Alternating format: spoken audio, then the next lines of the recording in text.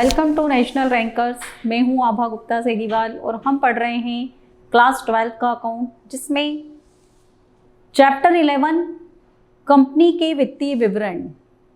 Company के वित्तीय विवरण में हम पढ़ रहे हैं कंपनी के बैलेंस शीट का फॉर्मेट। इसके पहले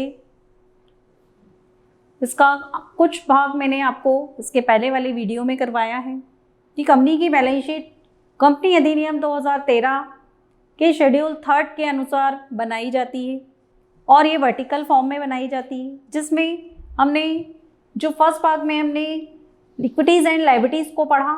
इक्विटीज़ एंड लायबिलिटीज़ में कंपनी की जो शेयर कैपिटल होती है, शेयर होल्डर्स फंड होता है, वो लिखा जाता है। इसके बाद share capital, reserve and surplus, money pending allotment and non current liabilities को हमने देखा था। नॉन करंट लायबिलिटीज़ मतलब लॉन्ग टर्म बोरोइंग्स होते हैं जो लंबे समय के लिए लिए जाते हैं।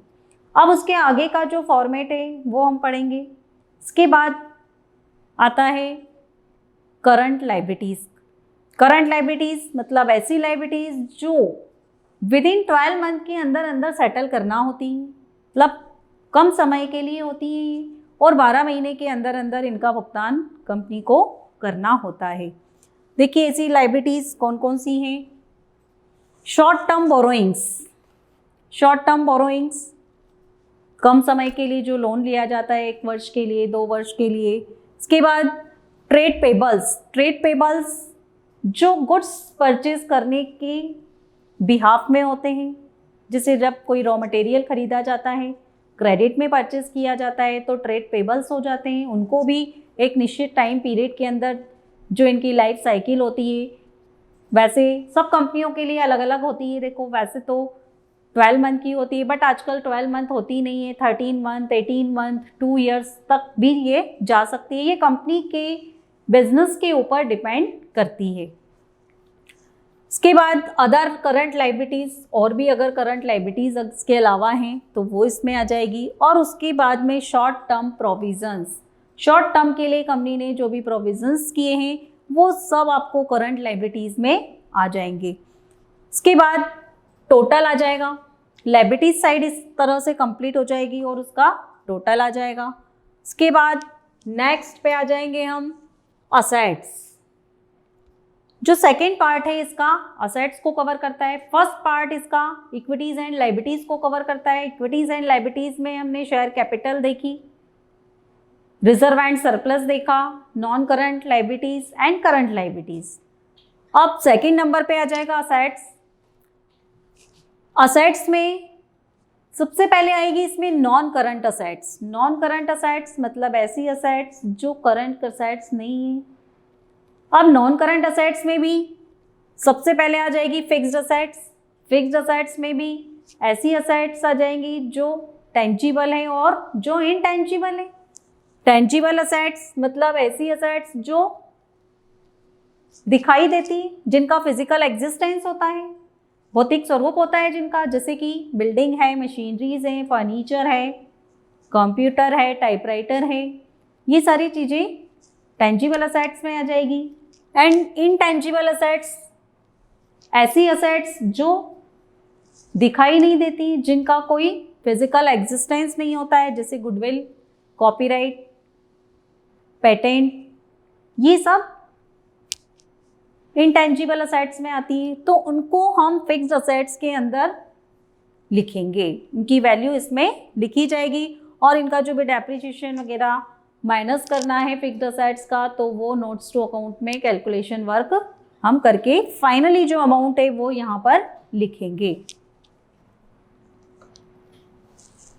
कैपिटल वर्क इन प्रोग्रेस, ऐसा वर्क जो अभी चल रहा है, कंप्लीट नहीं हुआ है।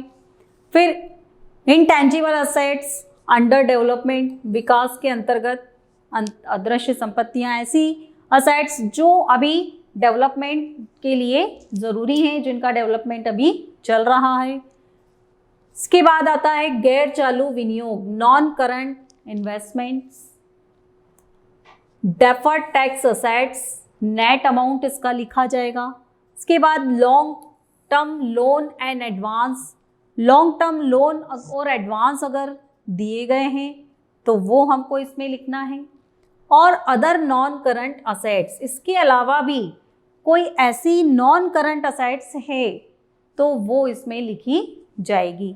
तो ये अभी हमने पढ़ी असेट्स वाला हमारा जो हेडिंग है वो, जिसमें नॉन करंट असेट्स में fixed assets, tangible and intangible assets और work in progress, tangible assets, under development, deferred tax assets, long term loan and advance और अदर नॉन करंट असेट्स इसमें आएंगी। और फिर इसके बाद अगला हेडिंग हो जाएगा हमारा, इसमें सब हेडिंग, मेन हेडिंग है हमारा असेट्स और फर्स्ट सब हेडिंग था फिक्स्ड असेट्स का, सेकंड सब हेडिंग हमारा क्या है, करंट असेट्स का। करंट असेट्स मतलब ऐसी असेट्स जो विद इन 12 मंथ कैश में कन्वर्ट हो जाती हैं और उनका उपयोग पेमेंट के लिए किया जा सकता है, जैसे कि चालू विनियोग मतलब करंट इन्वेस्टमेंट, जिनको तुरंत सेल किया जा सकता है और कैश में कन्वर्ट किया जा सकता है, stock, inventories, bills, trade receivable अगर हैं तो उनका amount, cash and cash equivalent में इसके पहले भी मैंने आपको बताया था कि कैश एंड कैश इक्विवेलेंट में कैश इन हैंड, जो एट प्रेजेंट में कैश है वो कैश इन हैंड, बैंक का बैलेंस भी इसी में आ जाता है, चेक, ड्राफ्ट्स, ये सब इसमें आते हैं। इसके बाद short term loan and advance और अदर करंट असेट्स, इसके अलावा भी और कोई करंट असेट्स अगर हैं तो वो इस हेडिंग के अंतर्गत लिख दी जाएगी।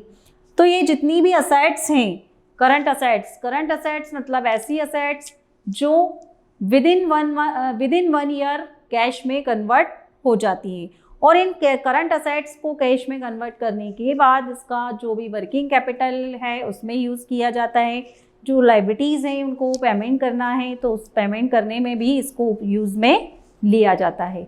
तो ये हमने अभी पढ़ी कंपनी की बैलेंस शीट का फॉर्मेट। इस तरीके से आपको कंपनी की बैलेंस शीट बनाना है और लास्ट में इसकी टोटल आ जाएगी। जो भी टोटल होगी लायबिलिटीज़ की टोटल के इक्विवेलेंट होगी, क्योंकि हमारा फार्मूला भी क्या है, liabilities equal to assets equal to liabilities plus capital.